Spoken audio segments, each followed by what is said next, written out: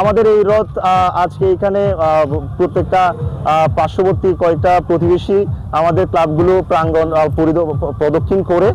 এই রথটা আমাদের থাকবে এবং 10 দিন পর যেটা উল্টো রথযাত্রা হয় সেই দিনে আমাদের আবার যেখান থেকে রথযাত্রার প্রোগ্রাম আজকে শুরু হয়েছে গন্তব্যস্থানে আবার উল্টো রথযাত্রা আগামী 10 দিন পর আবার পৌঁছাবে। আমরা বিশ্ব শান্তি প্রতিষ্ঠায় এবং আজকে রথযাত্রায় আমাদের একটাই কামনা থাকবে বিশ্ব শান্তি প্রতিষ্ঠা হোক এবং দেশের এই যে গত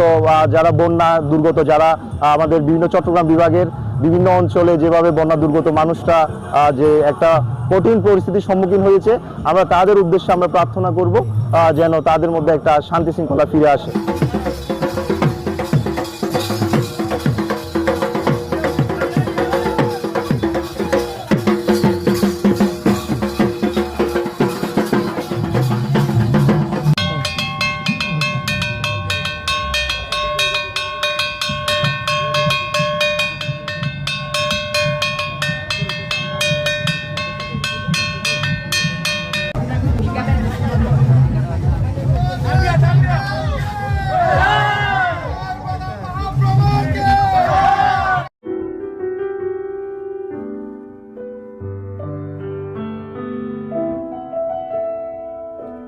For more updates, subscribe to our channel, click the show links and enjoy watching the videos.